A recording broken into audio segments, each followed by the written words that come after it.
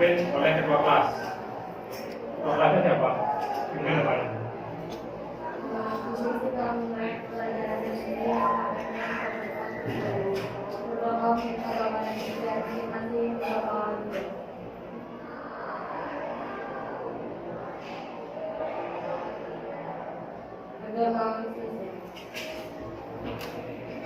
Ya baik, tadi kita sudah berdoa. Nah sekarang ada yang tidak sekolah? Ada. Siapa? Eri dan Rita. Kenapa dia? Sakit. Dari berapa hari? 4 hari. Rita ya? Ya mudah-mudahan semuanya cepat sembuh ya. Baik, kita mulai ya pembelajaran hari ini. Nah, untuk pembelajaran hari ini Bapak tayangkan workbook. Ada yang pernah makan singkong? Ada. Siapa yang pernah makan singkong? Saya. Semua yang pernah ya? Ada. Pernah kalian mencermati bagaimana petani menanam singkong? Ada satu orang yang bisa menjelaskan bagaimana caranya petani menanam singkong?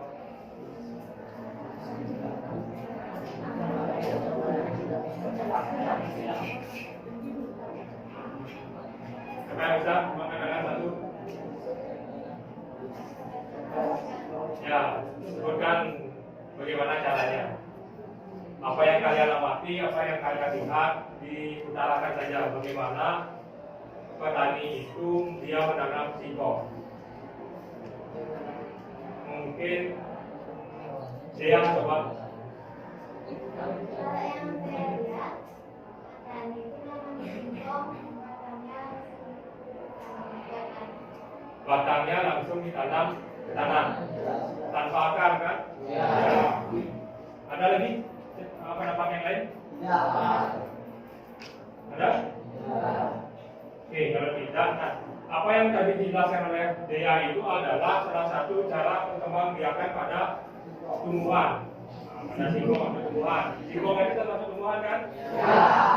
Cara pengembangbiakannya ya dengan cara tadi yang dijelaskan oleh Dea, yaitu dengan cara apa?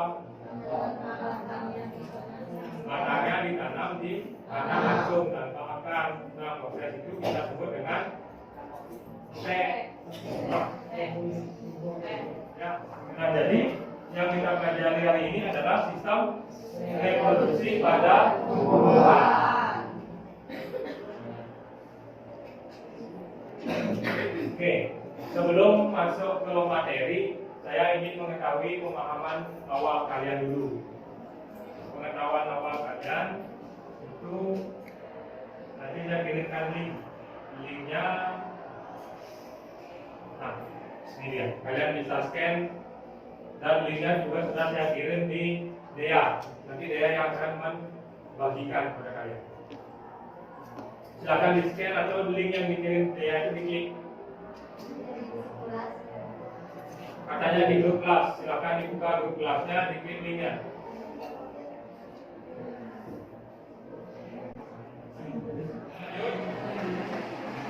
Silakan perhatikan di papan kembali. Kita akan bahas bagaimana manfaat dari mempelajari sistem reproduksi pada tumbuhan. Manfaatnya yang pertama adalah kalian bisa menerapkan bagaimana cara mengembangbiakan pada tumbuhan itu di rumah. Misalnya kalian ingin mendapatkan tanaman yang memiliki sifat sama dengan hidupnya, teknik apa yang harus digunakan. Itu manfaat yang pertama. Manfaat yang kedua itu adalah kita dapat melestarikan lingkungan yang ada dengan kita tahu bagaimana cara mengembangbiakan pada tumbuhan. Itu manfaat yang kedua. Dua manfaat yang kita punya. Yang pertama kita tahu cara pengembangbiakannya. Yang kedua kita dapat melestarikan lingkungan. Nah, untuk pertemuan hari ini silakan kalian membentuk kelompok 4 sampai 5 orang. Kelompoknya heterogen ya, ada cewek, ada cowoknya. Ya, silakan bentuk kelompok dulu. Silakan bentuk kelompok.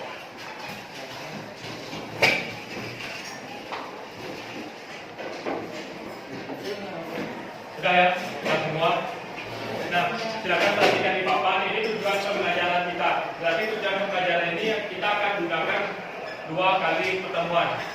Tujuan pembelajaran yang pertama itu kalian bisa menyimak PowerPoint. Nanti kita akan bahas materinya sama-sama.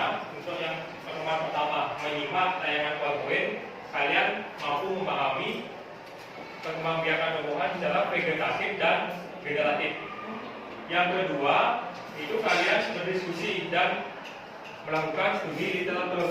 Artinya kalian baca buku, kalian bisa scan link yang ada pada LKPD-nya nanti untuk mendapatkan atau untuk dapat menganalisis secara perkembangbiakan pada tumbuhan. Yang ketiga itu kalian diskusi kelompok untuk merancang apa? Proyek. Nah, nanti kalian akan itu yang akan kita nilai adalah ada sikap, ada proses, dan ada tes pemahaman. Tes pemahaman yang ada 2. Tadi yang seperti kalian sudah kerjakan, dan nanti tes pemahaman kedua itu kita menggunakan Google Form pada pertemuan selanjutnya.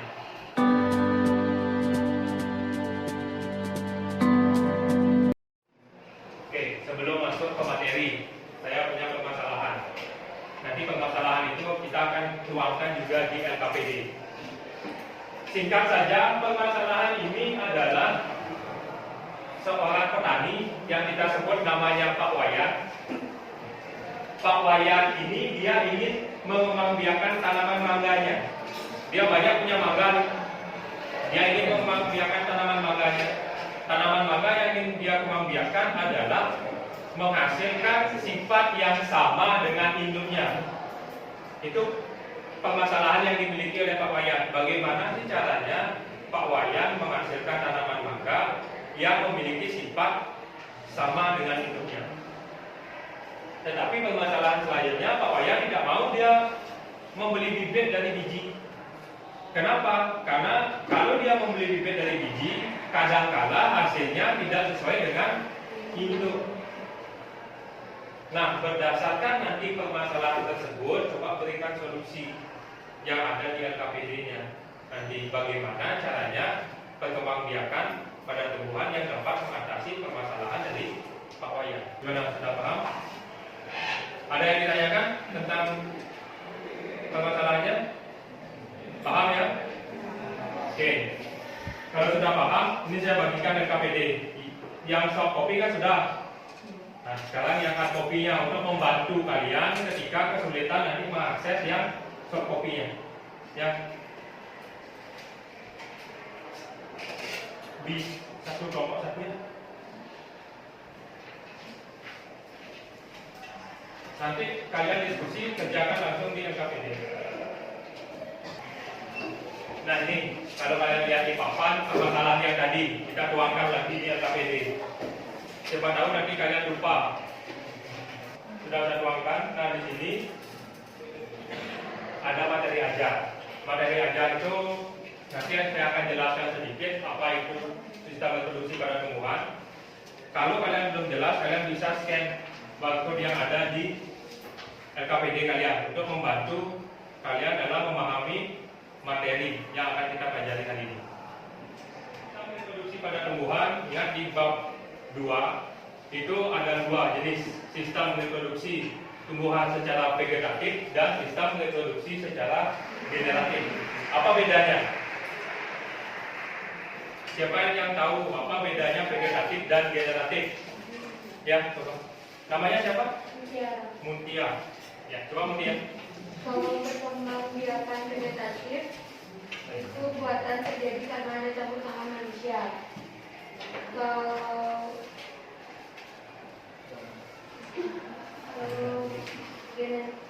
generatif itu dari kawin. Generatif mengalami perkawinan, sedangkan vegetatif dibantu oleh manusia.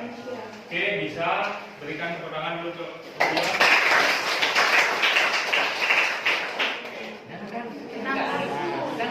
Muntia.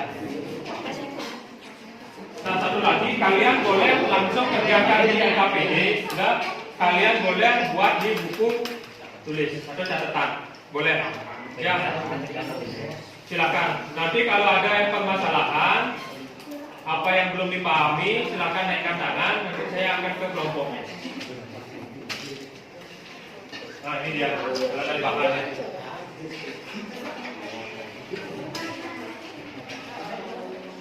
Silakan. Ya, nanti kalau dikasih apa? Pisau boleh, tapi ini di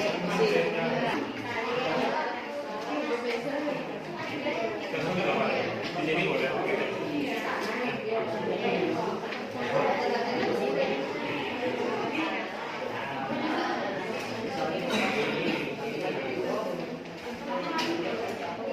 Oh ya, saya sebelum kalau tanam itu biasanya tanam yang ada kandangnya boleh, kompor boleh.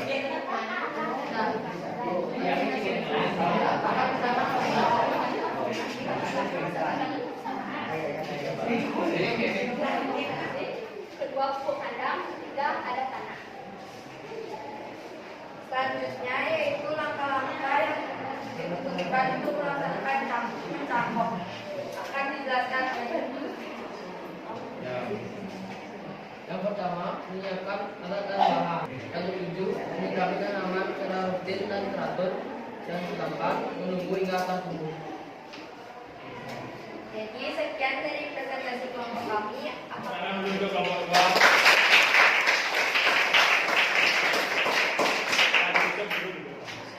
Sekian presentasi kami hari ini. Terima kasih. Rama Santi. Kasih.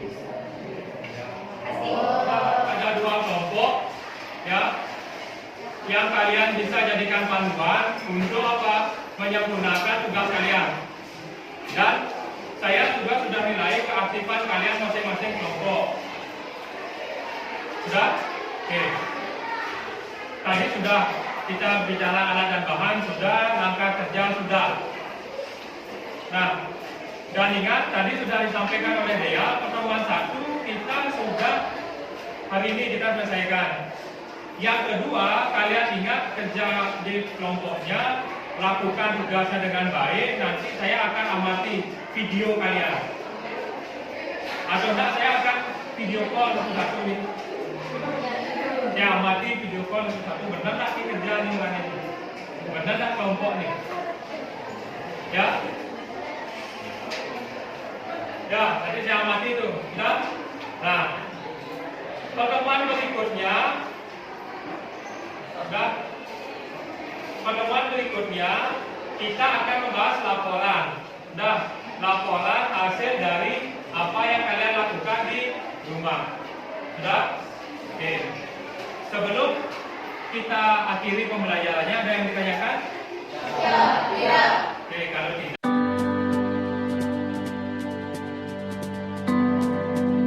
Kita simpulkan dulu pembelajaran hari ini. Siapa yang bisa menyimpulkan? Kalau bisa ulang. Materinya tentang perkembangbiakan pada tumbuhan. Siapa yang bisa menyimpulkan? Ya, coba. Ya, boleh.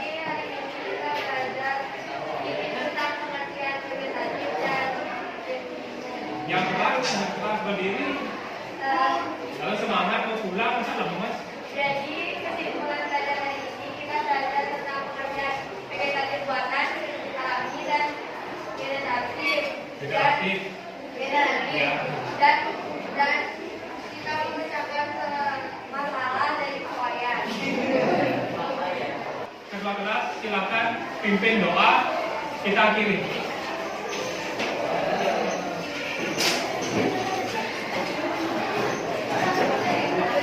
Boleh.